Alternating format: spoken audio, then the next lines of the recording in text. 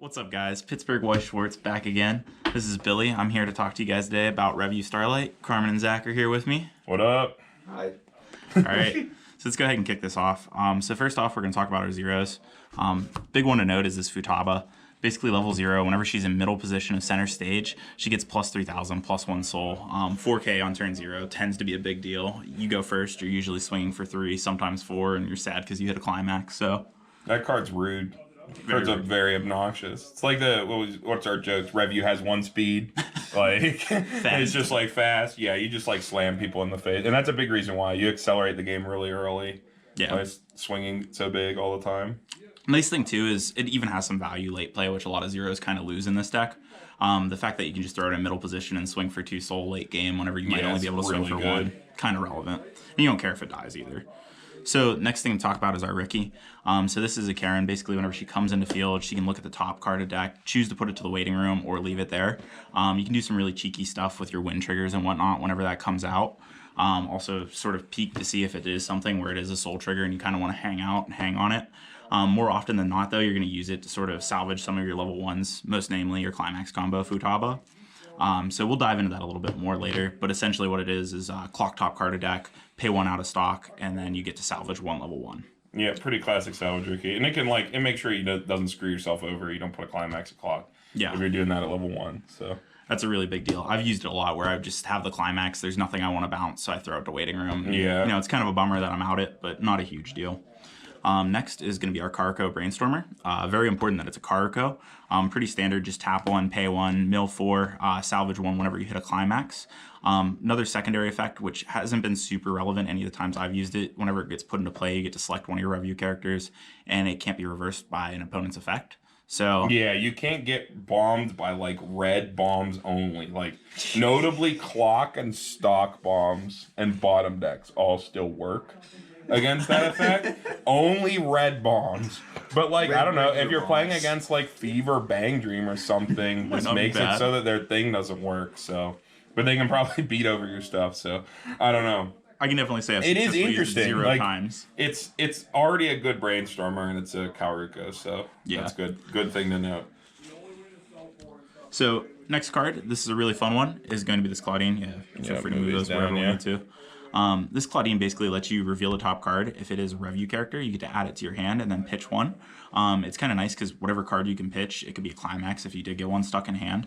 After that, it has a mill 2 effect, which you can order it whichever way you'd prefer, which I know, Carmen, you have some thoughts and opinions on which way is best. Yeah. Well, it depends on your game state, but the fact that it's a 3-card mill on a stick is very, very strong. And like the way you can order it lets you get really tricky based on what you're trying to do. Yeah. And like if you do hit a climax, she goes to like 45, just like clear any lane at 0. It's like really good. It's like level 1 power level relevance. She's pretty cool late game too. Yeah. She doesn't really entirely lose her value. Last is this Karako. So cool thing is she actually bonds with this Futaba essentially, where I think you clock yourself. Yeah, you clock yourself on, which isn't terrible. It's nice, you know, lets you give some opportunities whenever you're mauling to get another card deeper should you so choose to, or if somebody actually does beat it out with, you know, a reverser or something like that. Not necessarily such a bad thing because you can usually pull it back. Another cool thing is you can actually bounce one of your Revue characters back to hand whenever she attacks if you discard 1 card. Or is it a character card? I believe it's any card. Picture card. Yep. And then, so that's nice because you can reuse a Ricky or something along those lines, or a Claudine if you so chose. It's kind of like, the way I look at it is you can clock bond to this if this dies. So it's like 2 more copies of this, almost. And then on top of that, it lets you like tri-lane people pretty safely, right? Because this is 500 power. You could run this into something. It dies. Like if you really want to deny something like AOT, you can crash this into something, then bounce one of your other lanes. So you get like 2 or 3 attacks and you only leave maybe 1 spot up, which is your Futaba, since she's so big. So you're only leaving 1 lane of reverse is kind of how I look at it. Yeah. But it's a really techie card. Being able to clock yourself in bonds is a good way to like race yourself to level 1 too. So doing some cheeky stuff late game too, where, you know, if you have a Karako that you want to protect, not to spoil anything, it's nice because you can kind of kick it back to your hand too. Yeah, if you have to. So expensive to do so, but and it's a Karuko, so that's married life. Do we need to say anything else? No. That's it's just married life. You're your level 1 needs it. Yeah, So, that's for sure. Getting those out of there. Moving on. Off to level 1. So pretty straightforward is going to be the Futaba, which is the Climax combo. Whenever she gets put into play, she gets plus 1500 power, which is really important. Sadly, she loses that at the end of the turn and becomes, very small and easy to get ran over by other people's level 1 Climax combos. With that being said, though, whenever you play that with the Climax combo, essentially what it does is on reverse, you get to search your deck for 1 card, which a lot of your other stuff is looking for salvages, which is kind of unfortunate because they kind of push up against each other, but it's nice because it lets you sort of go into whatever you need to for level 2 and to set up your end game. Sort of your classic Shimakaze profile, So next one to talk about is Mayuru. Whenever Mayuru comes into play, you mill the top 2 cards of your deck. If you hit a Climax, you can go ahead and pitch 1 card from your hand and salvage 1 character card. Pretty nice, especially since it does help you go through your deck a little bit faster. Another salvage to grab, another level 1 piece or something again for your late game, especially since you are going through your deck so much. And she swings in for 65 for free, which is like... She has to have 2 more Revue characters. Yes, which always effectively. Happens. So a 106.5 that's just milling 2 on play is already good, and it might filter you. So really strong card. We run 4 of it for that reason.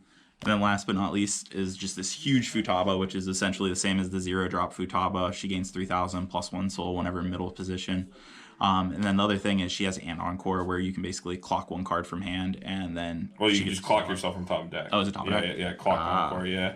Very relevant. So, yeah, just a good thing to... If you need to keep a card around, if you didn't get your level 1 Climax combo off, it's just a big body on board that you can just, keep around, swing for 2 every turn because you're Revue. Yeah, important part. So now talk about 2s very briefly. So this Karako is a major sort of, linchpin of the deck almost. Whenever she comes into play, she mills 2 cards. If she hits a 0 or level 0 character, essentially she gets to side for free for that turn, which is a pretty nice perk, especially whenever they might be ahead of you, be on 2 or 3 with some bigger bodies, because 7k really isn't that high in the grand scheme of things. And then she also bonds with the level 3 Karako, which is really relevant for endgame, which we'll talk about here in a moment. Well, not bond. What is it? She has the change. Yeah, change. Wrong effect. But essentially, you go ahead, and whenever she gets frontal attacked, you go ahead and in Encore step, you pay 1, send her to the waiting room, and then you get to play that Karako. Kind of sad because the bigger Karako gets a stat effect of plus 2,000 whenever she comes into play, and she loses that whenever it goes to your turn. But she bounces something, so it rarely matters. Hardly. But yeah, it's important because effectively it lets you play the big Kaoruko for 1 less stock.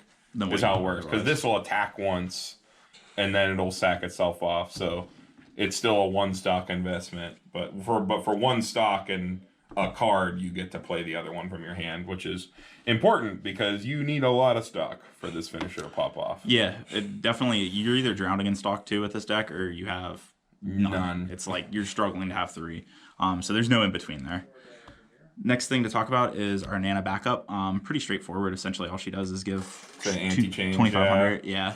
What is it? Pay 2, sack a character. Yeah. Yeah. So this is it's unfortunately the waiting room, but sack counters, especially since this one's like the same. Like you can always play counters regardless of color. It's like same color. It's a sack counter. Sack counter can just win you games because you can just like cock your opponent's finisher. Really important. There's no other way to put it. Like any card that says sack a character on your field is pretty goddamn strong. And the fact that it's an anti-change, it's good to even like if you search that because you're playing against Sunshine or something and you force your opponent to play around it and like maybe side you out, like that's just like 1 more turn you have to build more resources for your finisher. So threatening anti-change like that is always a really strong play. Yeah, big perk. Last but not least is this last Karako, which is essentially just a backup that you play for level assist as well as plus 500 to middle of center. She has a pretty cool tertiary effect, I guess, in this case, where you can pay 1 and then move the top card of your opponent's clock.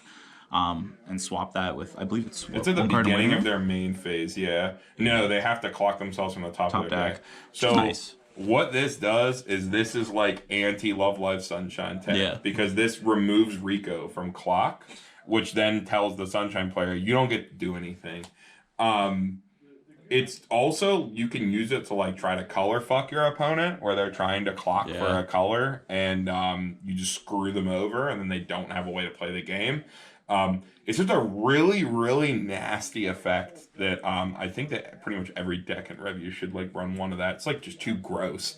There's too much good early play shit that requires like card and clock. Like you can get rid of Swim Megamine. Yeah. You can get rid of what's the other? You can get rid of the Berserker and the new Fate or whatever. I guess that doesn't really matter. No, nobody's early playing that card. They're playing it at 3. But like any clock condition stuff or like color screwing your opponent, it's just like a really, really nasty effect that you wouldn't think is as good as it is until you do it to somebody and they just lose the game. Yeah, it matters a lot because of that card. And the extra power is nice too. Personally, I've always had a tough time getting it out on, curve, if you will, and getting it out early in 2. Usually a lot of times whenever I'm playing it, it's early in 3 whenever I'm starting to get ready for a finisher, really. Yeah, you really have to search it out early. Like if you're playing in Sunshine, you just hold that card the second you see it, basically. But yeah. So... and that's it for 2s, big 4 of them. So now we'll go on to 3s, and the first one we're going to talk about is this Karako that is our finisher. So whenever she comes into play, she gets to win 1 card, and then she gets plus 2,000 until the end of turn. More often than not, we are bringing it out with that 2 Karako, so the plus 2,000 doesn't matter a lot. She has a Climax combo with the other Climax that we'll talk about here in a moment, which essentially lets her do the effect where you can pay 1 and then pitch 1 Futaba or Karako from your hand and give all other of your attacking characters the effect on cancel, burn 2. Which is pretty relevant, and they can stack on top of each other too, which is something that matters a lot. Yeah, going for she gives it to every character except herself. Yeah. It's worth noting that like the fact that this deck is 8 win, and this bounces means it's like just getting more. It's getting more and more well positioned as like all these wall decks come, like Bunny Girl, Goblin Slayer comes out. 8-bar Fate, Goblin Slayer, like all these like decks that are gonna have Nexor stuff like that. Calruka just doesn't give a shit about any of them, which is like really cool because like as you saw with the mid game and stuff on that, you kind of have a Shimikaze. You're like 0 tools aren't the best; they're still pretty good, and you only kind of have 1 speed where you just kind of rush your opponent down. But if your opponent is a wall deck that's trying to set up, you probably want to rush your opponent down anyway. And the fact that they can't like wall up with Futaba, great performance and stuff like that, because Karuka just says no, is pretty good. Yeah, so. The win's definitely a huge deal because you've probably noticed the power levels for a lot of the characters in this deck are pretty low too, all things considered. A lot of times if they get something higher than you on any given level, it's real tough to get over it. So extra win helps. Playing standby into this deck is so frustrating. Into Tornado Alley. So the next thing to talk about is this Futaba. Whenever she comes into play, you can draw up to 2 cards. Kind of important that it's up to because you can get burned at end of deck whenever you're kind of fishing hard for climaxes or anything like that. Well, no, actually, you can't just draw the next card. Oh, really? Yeah. You can just keep drawing. So draw 2, ditch 1. Helps you get into your win if you didn't hit it before. Yeah. So secondary effect is basically pay 1 on attack and then pitch 1 card, and then she gets the effect of basically ping 1. So pretty straightforward. It's nice because it's an extra instance of damage. It's pretty good whenever you get 2 Karokos with it. Yeah, if that instance of damage is canceled, your burns go off. Noted. If your ping cancels and you say you don't want to burn them, then you completely whiff it. So the second a damage on a card is canceled, your burn 2s go off. And if you forfeit them, and they can't go again. I didn't even know forfeiting was an option. That's how activated effects works. But yeah, it is an extra instance of damage. You have to have the Kalruko in center though for this to work, which is an effect that we always forget about. That there has to be a Kalruko in center stage. There's been a lot of times where I've just tossed my Brainstormer up front and swung for 2 on the Climax and just went for it. just to have something up there. Yeah, because you need that Karako. But just another instance of damage for your finisher. Then to talk about the early play a little bit, this is another Mahiru. Essentially, if you have 2 or less Climaxes in your waiting room, whenever it's turn 2, you can put her into play early. You still have to pay the cost of 2. She gets to look at X, which is equal to the number of Revue characters you have on the field. Really great to kind of pick up the last pieces that you need for that Karako finisher, whether that be the Climax, the Karako herself, or perhaps even the level 2 if you're still sitting early level 2. Mm-hmm. So definitely a good card. Sadly, 10K, it ends up getting ran over pretty easy whenever 3 rolls around, but it's nice to have it out early on 2. Got to get into that win somehow. And then last but not least is just this Nana. Essentially, whenever she gets played, she can heal 1 card from your clock. She also has an additional effect where you can pay 1 and put 1 card from your hand into the waiting room, and she gains plus 2,500 power, plus 1 stock. Nice if you need to push a little bit extra damage, or if you're really just trying to make sure that she knocks out a couple climaxes. Because she'll swing for So swing for 3 base, the climax 4, you swing her into open lane, 5 plus trigger. If you want the cancel to go off, and if they don't cancel it, they just lose. So that's sort of what you're doing here is you want to like swing with your open lanes that you create with Kawarko, and this can just help you push for that cancel to do like, because if you stack 2 burn 2s on this, that's probably better. So like you swing in for something stupid like 6, and then if it cancels, they like Yukina burn 2 twice. So it's like really, really strong. All right. And then last but certainly not least, our climaxes, which are kind of relevant to get this deck to work at all. So to talk about it, do you usually do these sideways? Yeah, sideways, yeah. So first one up is going to be Closest to You, which is really just a climax combo for the Futaba level 1. So essentially all it does, important thing to note, is it's a wind trigger as well as a 1 soul trigger, and it gives plus 1,000 plus 1 soul. Other than that, there's nothing to it. Yeah, it's just a climax. So yeah, not too much going on there. Last but not least is My Best Self, which is the Karuko's finisher. Essentially same thing again, wind trigger, plus 1 soul, plus 1,000 plus 1 soul whenever you attack. So that's all there is to it. Yeah, 8 wind is super rude. It's like I talk about this a lot, but like the ability for decks to like have these really rude climax lineups, and like no one thinks about it, no one talks about it. It's like people talk about like gate being consistent because it salvages. Obviously, standby is like broken, the trigger and stuff, but the idea behind your climax trigger, like as opposed to the effect that it's on, like can add a lot of consistency to your deck. And since this deck is like rushing you down, the fact that you can like, oh, every time I trigger a climax, I can create an open lane for like one of my other characters to swing into, which means I maybe wasn't even going to get a reverse in that lane, but I'm also going to push for more damage, because this is definitely like an unga bunga hit your opponent in the face kind of deck. And the fact that it's 8 wind just helps get you there even more, because it's just really rude to all the more defensive decks. Yeah. Because it's just wind in your opponent's field every turn. There's definitely games you can win because of wind triggers that you shouldn't win otherwise, just because you're consistently moving stuff back that's making the payout stock. It's either the best trigger or the worst trigger. Yeah, no in between. No in between. Yeah, with no in between. But yeah, just a really, really strong deck. The Karuko finisher has always been really spooky ever since it got spoiled forever ago. But like, I don't know. I really hope we get the second set in English, because that'll be super fun. Because the second set has a lot of new tools and stuff like that. Most notably, they have a better level 1 climax combo also on wind. Nice. That's just an on attack plus, so you don't have to worry about reverse. But yeah, I can definitely say there's a lot of conflicts going on with the deck between the salvage and the searching. But I mean, overall, it's definitely really powerful. Probably the best build in you get to mill now. out a lot, which I think helps. Like if you're in a bad deck state, you can just slam Mahirus, go through, mill your deck out, and sort of like reset. So. Yeah, there's definitely been times I've dug for 16 plus cards, which isn't something you'd expect to do in this deck at all. Yeah, but all right, yeah, I think that's it. We got anything else, guys? Or? No, I think that covers everything.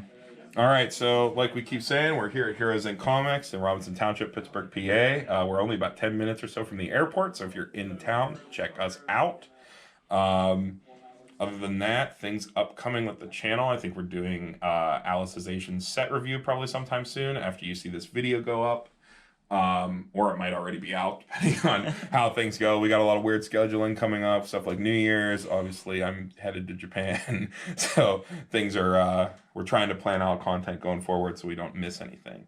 But yeah, other than that, I think that's it. Pittsburgh White Schwartz signing off. We'll see you in the next one, guys.